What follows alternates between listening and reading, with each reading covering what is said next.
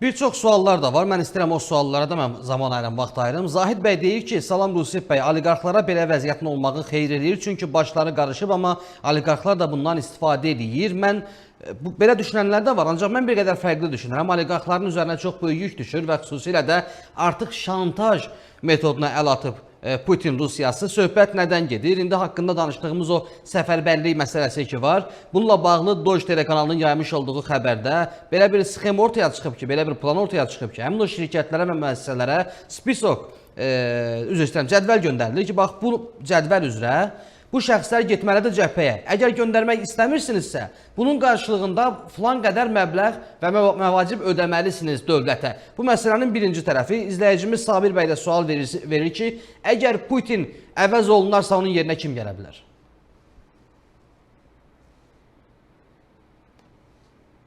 Öncə oliqarxiyanın davranışından danışaq. Açığı, həqiqətən də siz dediyiniz bunlar gerçəklərin təzahürüdür. Ancaq bu böyük təhlükə deyil oliqarxlar üçün. Aha. Oliqarxlar daha böyük hücumların olacağından qorxur. Söhbət oliqarxiyanın bütün maliyyələrini tamamilə ictimailəşdirilməsindən, yəni dövlət hesabına köçürülməsindən gedir. Bütün vəsaitlərin zorla əllərindən alınmasından gedir. Bu çox yaxın perspektivdir. Çox yaxın perspektivdir. Bunu deməsələr də artıq bunu anlayırlar. Ona görə çox sürətlə imkan dərəcəsində maliyyələr Rusiyadan çıxarılır. Mən bu yöndə soydaşlarımıza da müəyyən tövsiyələr vermək istərdim.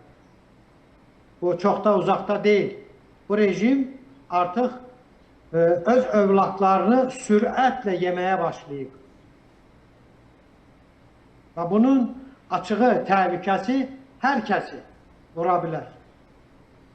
O baxımdan nə qədər maliyyə vəsaitləriniz varsa qorumaq üçün Rusiyadan çıxarın.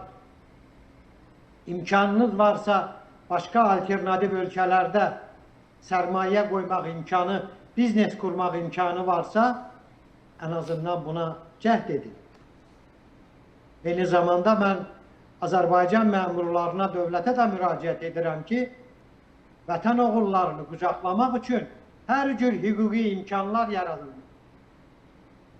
Biznes o səviyyədə asanlaşdırılmalıdır ki, vətəndaşlarımız qorxmadan sərmayəni öz vətənində qoya bilsin. Bu çox ciddidir, bunu ciddiyə alın.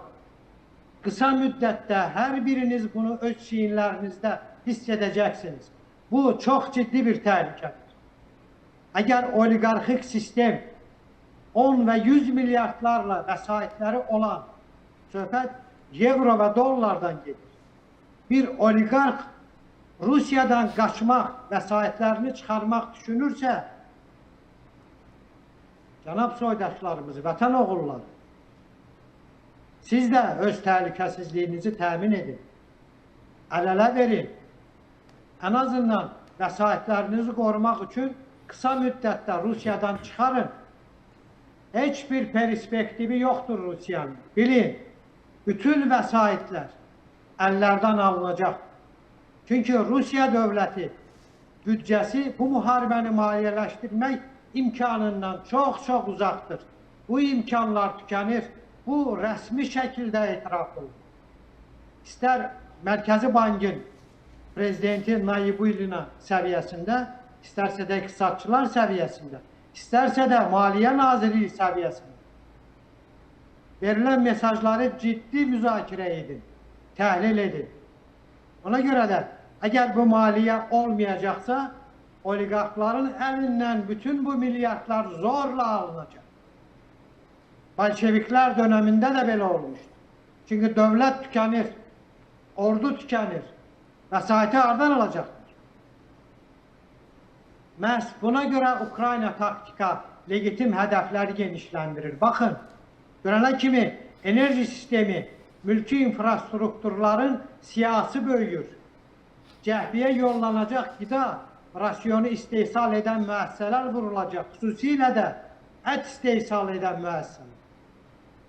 Bəli, Rusiyanı tükədirlər. Bunlar təbii sanksiyalardır.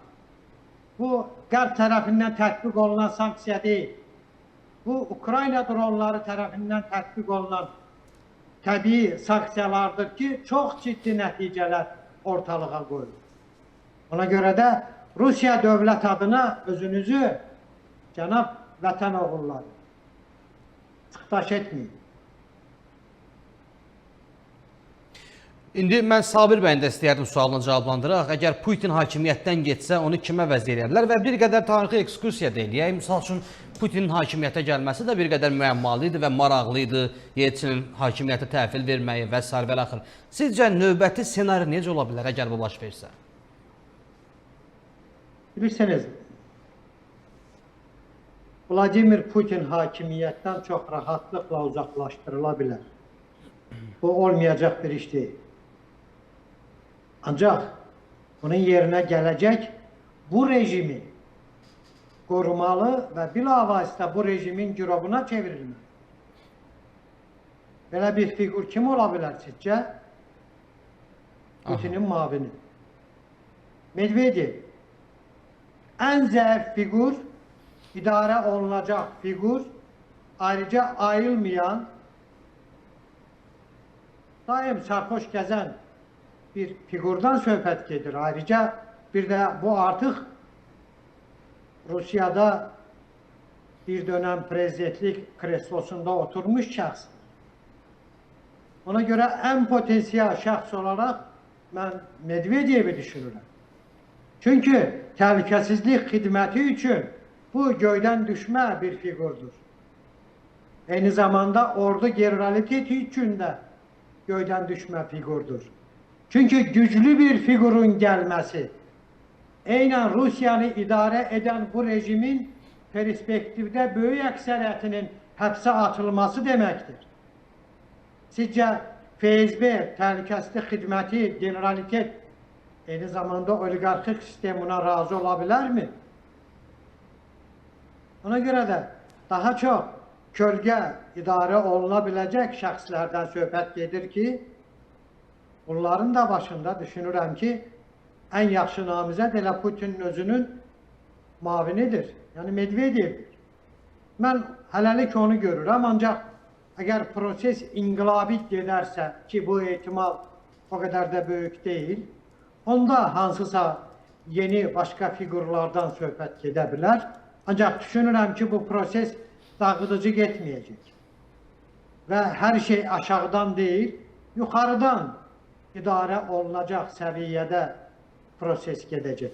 Və belə olduğu təqdirdə bunların içərisində ən zəif həlqə elə Medvedevin özüdür.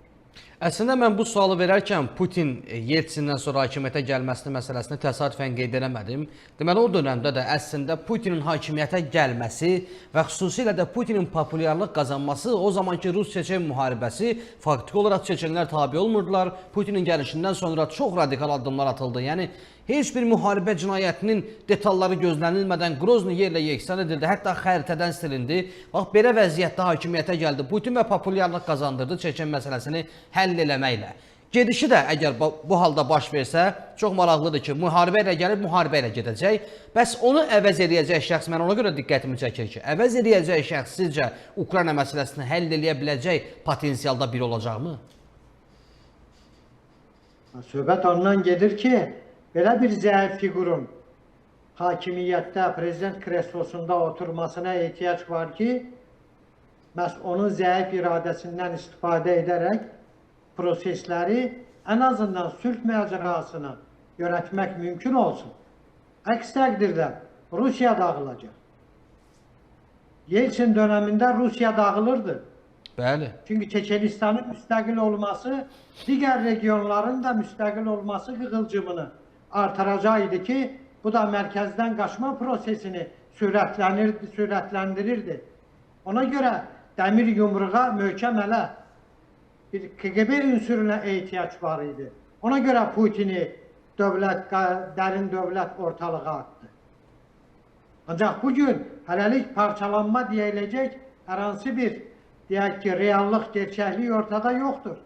sadece sülh masasında oturacak ve reallığı kabul edecek bir figura ihtiyaç var. Ve düşünürəm ki, bu reallığı Medvedev daha rahat kabul edebilir. Ona göre de düşünürəm ki, Rusiyanı gelecekte parçalanmadan, eyni zamanda tamamilə zəiflətməkdən qurtulmaq üçün sülh masasına oturacaq, reallığı kabul edecek bir figura ihtiyaç olacak ki, belə bir figur Medvedev ola bilər və yaxud da ki, daha zəif bir figur ortalığa çıxara bilərlər.